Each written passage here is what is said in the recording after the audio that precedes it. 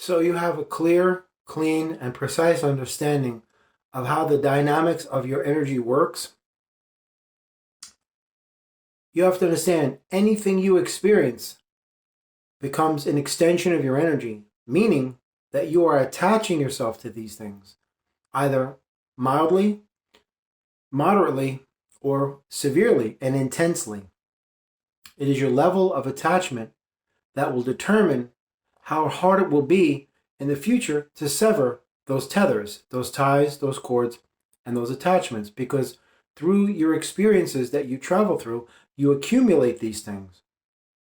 Now, in order for you to thoroughly be connected to that experience with your feelings and emotions, attachments and tethers have to be established and maintained. They have to be formulated and created.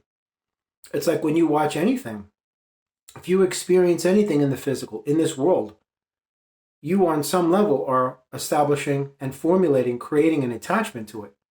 Whether it's an emotional attachment, mental, spiritual, physical, just a superficial attachment, momentary, something long term. The level and intensity of it, it could be either mild or severe. It's so many different variables involved. But nonetheless, you're establishing attachments to these things. Now, when it comes time for you to leave that place where you've been for a long time, all of those attachments, they have to be cut. They have to be removed.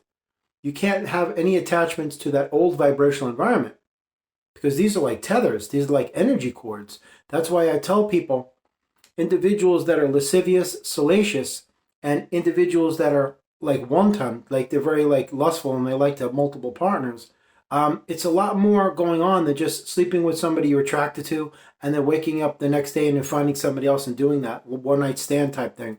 There's something called sexual soul ties. And when you're intimate with anybody, you're establishing something that can almost nearly not be broken. It's almost nearly impossible to break a sexual soul tie. It's not like a soul connection with somebody like, hey, how you doing? He's been my friend for 3 years. That's an ordinary soul connection. You can establish one of those with a stranger in the street. But I'm speaking about sexual soul ties. This is a solid attachment to someone else that is nearly impossible to break.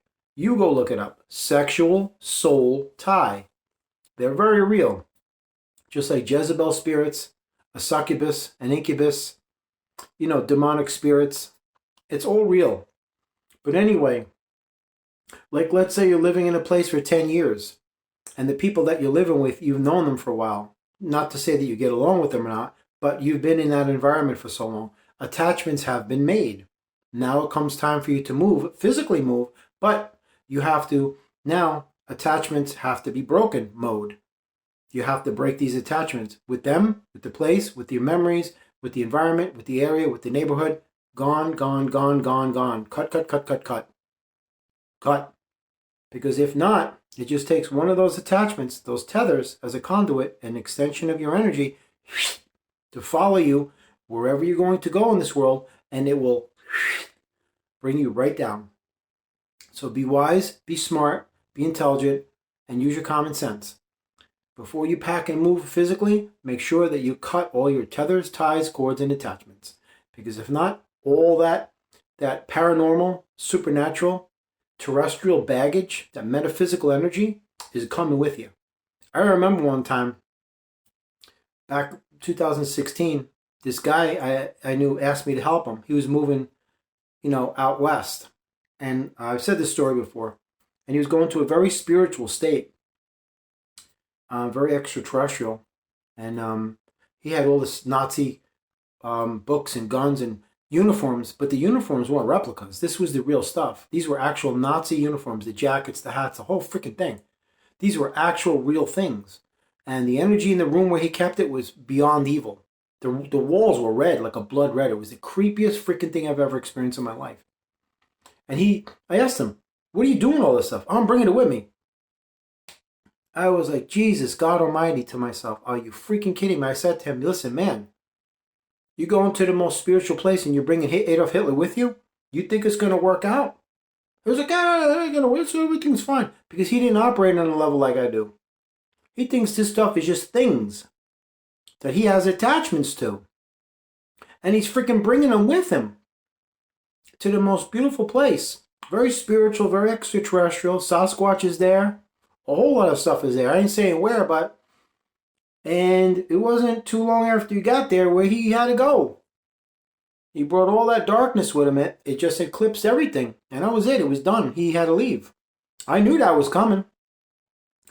Because you don't go to a great place and bring the same old dirty garbage with you. Because it's going to mess up your whole life. It's common sense.